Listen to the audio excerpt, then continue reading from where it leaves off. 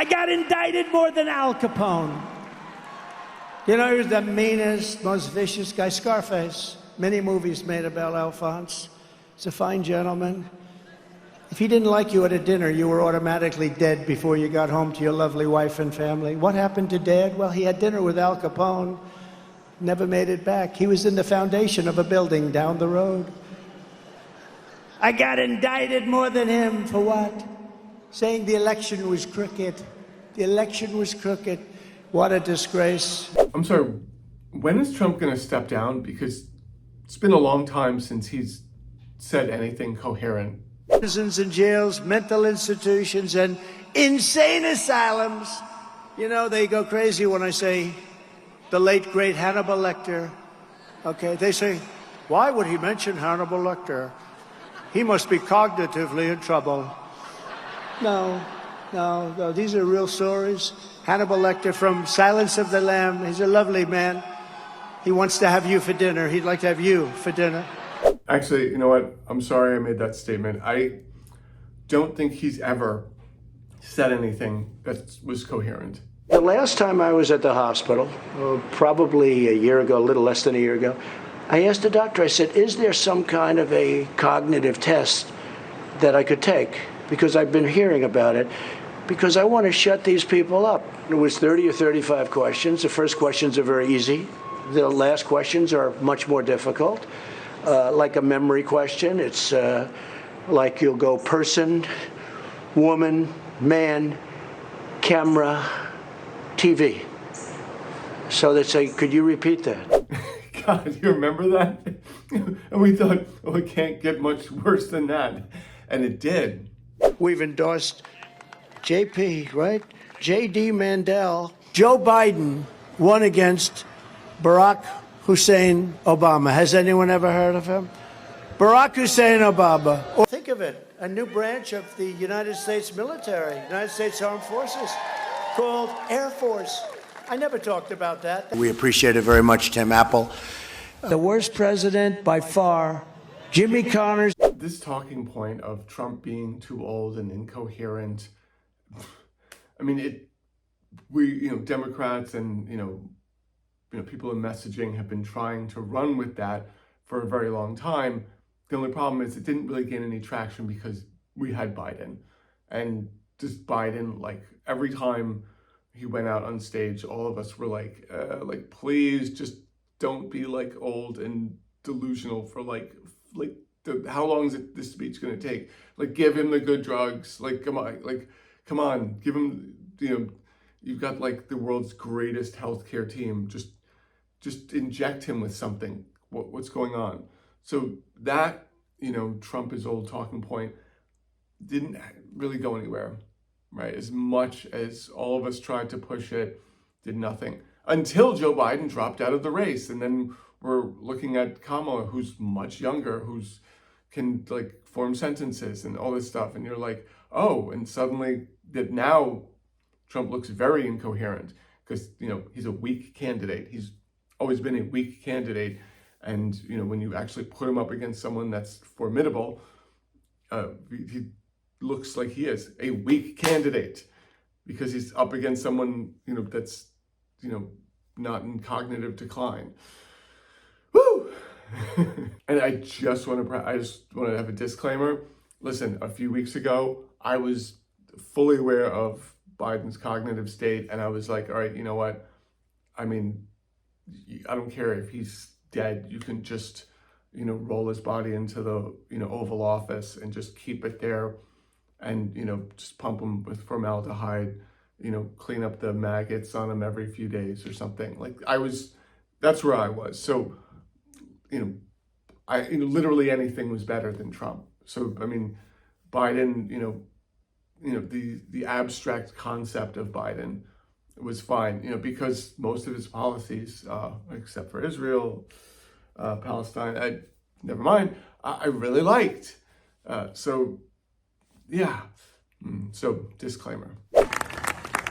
So one of the things with Ronnie, they went with me that I'm a dictator. They tried that for a couple of weeks. That didn't work. I'm a fascist. They tried that. That didn't work. Then they said I'm, mentally incompetent. They tried that for a little while. That didn't work. Then they said like 19 different versions and they weren't working. And then I looked at Ronnie, I said, let me ask you, is this some kind of a test I can take, like a mental acuity test? He said, yeah, there is one. So to be fair, like we were all, I mean, if you're watching this and you were down to vote for literally anyone but Trump a few weeks ago, and you're still down to vote for literally anyone but Trump right now, then, I mean, yeah, we didn't care. We knew how Biden was old. And here's the difference. The last few weeks have been stellar because you have a candidate that can actually go out and campaign. People can get excited about this human being, about Kamala, what she represents, all of these things, and something new. And she can go out and give speeches. And that was challenging for Biden before.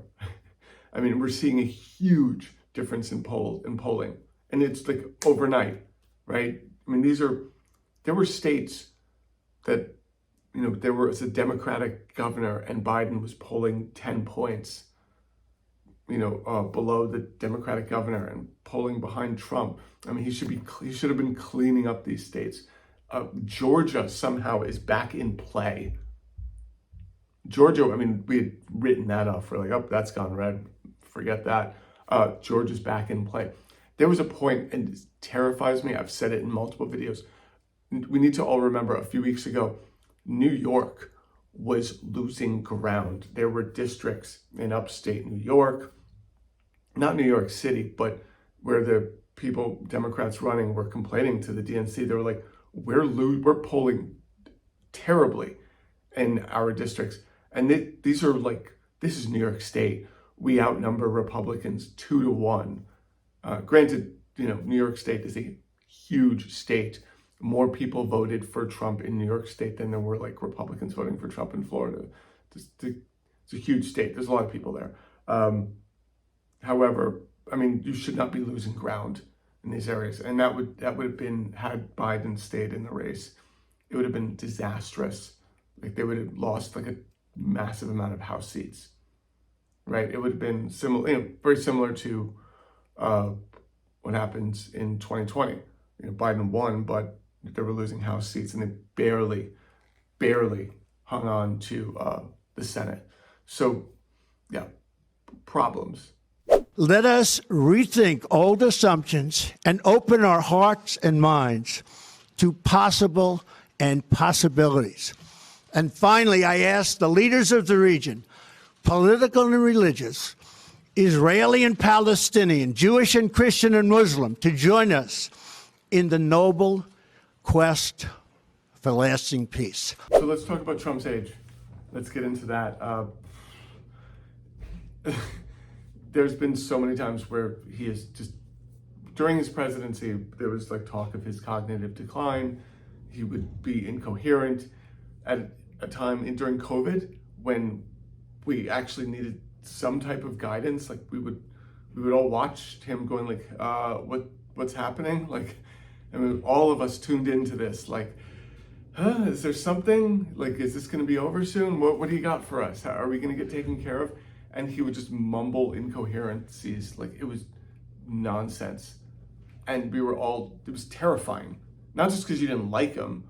I mean, if he was like, hey, I got this, and he spoke reassuringly, which is not difficult to do. It's not hard. It's like, listen, we're on this, right?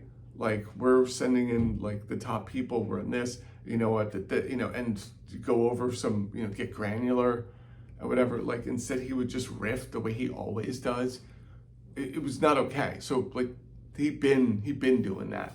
But he just has this confidence of just like, I'm never wrong. And even when I am wrong, I mean, I'm also still not wrong, because I'm not going to admit that I was wrong. I mean, God bless him for that narcissism, just like, and, you know, and the fact that he was just shot at, we've now proven that he actually wasn't hit at all.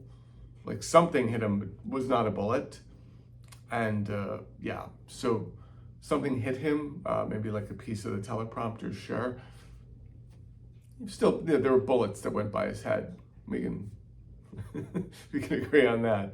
So, I mean, the person behind him that missed, we get it. So after that, and seeing him walk off stage and do all that stuff, like, you can't convince MAGA, you can't convince the Republican Party that, like, this is not your guy. After you see that, that's like, well, he got hit and he got back up. I mean, it's harder to make the argument, especially in the same week. I mean, he got hit, with shrapnel or whatever, a teleprompter, stayed in the race, and Joe Biden got COVID and left. I mean, it's a hysterically funny comparison. You're like, oh, okay, fair. And I mean, listen, you remember the 2016 election, the whole grab him by the pussy, that dropped a month before the election. And there were calls back then to have him step down and then Pence could just run. And he said, nah, like, I'm good. And he won the election. He won the Electoral College, not the popular vote, but the Electoral College. So, I mean, there's no historical precedent for him to step down. Like, he knows, like, listen, I got my base here. Like, we're rocking. I mean, that's caused a lot of arrogance. And granted, like, with him choosing J.D. Vance, who no one likes, who says stuff that just, he's like a gift for the Democratic Party. And it was just this arrogance of, shoring up their base. When I was at the RNC, everyone's first reaction from, like, MAGA at the RNC was, I thought it'd be Marco Rubio to sort of balance out the ticket, since they see Rubio as kind of a rhino, and they saw that as like a way to, soften the image, because Rubio can talk the talk and not sound like, an insane person. He's good at hiding all of that, so yeah.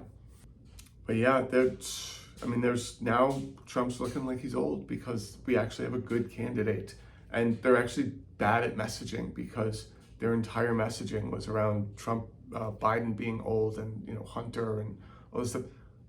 Like, no one cares about Hunter. Biden's not in the race anymore. Like, to bring up Hunter at this juncture, it's like, okay, well, he's, like, before it was like, well, Hunter's not running, but like now, not only is Hunter not running, but his father isn't running. So, like, okay, yeah, but it's, as a result, they've got to blast the whole, they're doing the whole birther movement. They're dredging that up.